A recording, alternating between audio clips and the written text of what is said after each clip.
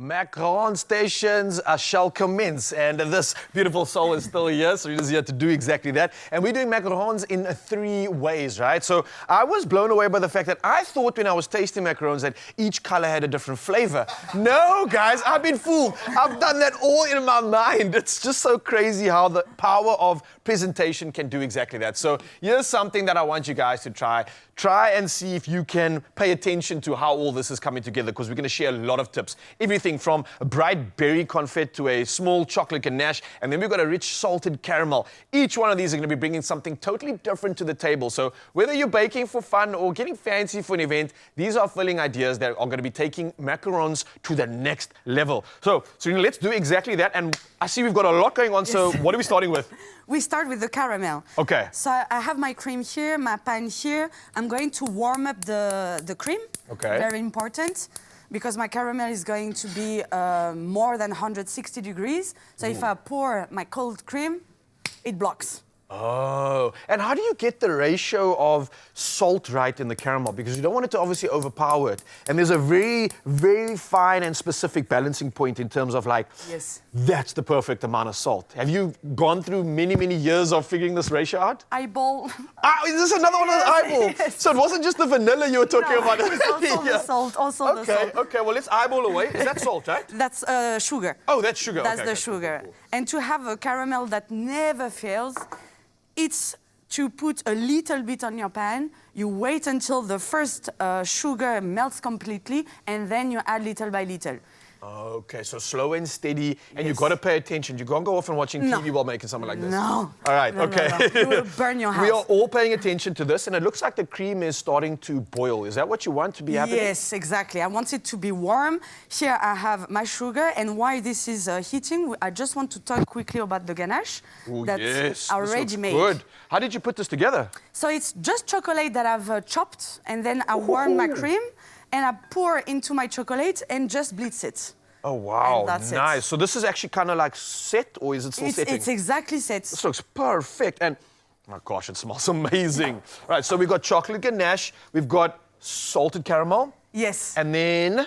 The raspberry jam. Ooh, what's exactly in here? You take raspberries, so let's say you have raspberries that don't look beautiful, you keep them, you put them in the freezer, and when you have enough of red berries, any fruits, you put it with some sugar, you need to follow the recipe. Yeah. Then you add some pectin that you can find in the baking tin. What's pectin? Pectin, so it's a natural gel, like the gelatin, but it's from the fruits. Oh, nice. So like a plant-based gelatin almost in a way. Yes, but you can only use it for jams. How do you stop yourself from grabbing these piping bags and not just like...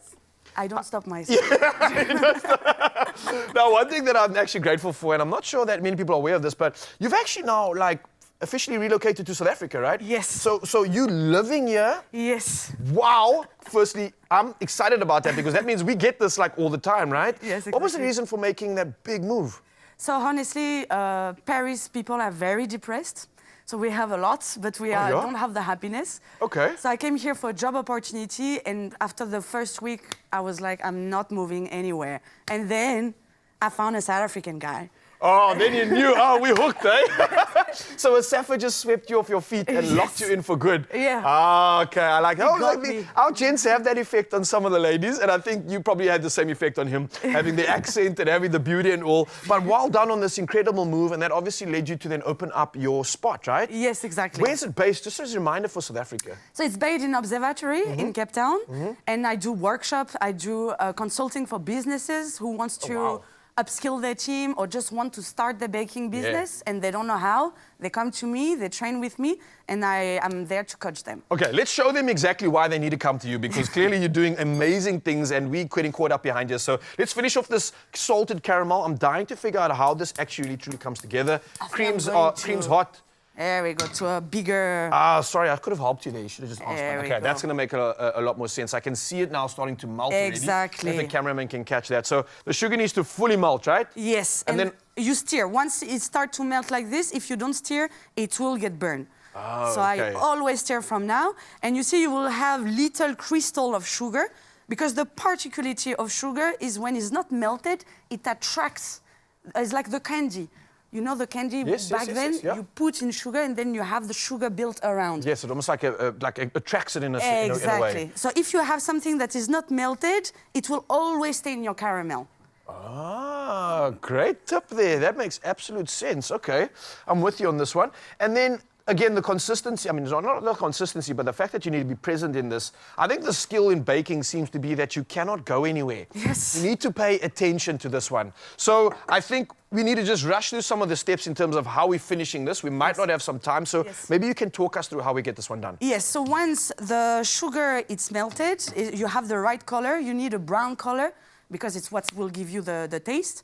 Then I pour my hot cream into my caramel. I add the butter and some salt. I stir until everything is well combined, and then I let it cool down and I can use it. Beautiful. All right, so we're going to give you some time to finish this off because we can't just flash through this. So, Zanzi, don't worry, we're not going anywhere. We're going to show you exactly how all three of these incredible macarons come together in just a bit. Serena, thank you so much for showing us the start, but it's not over yet. Can't wait. It's looking so good, by the way. Thank you.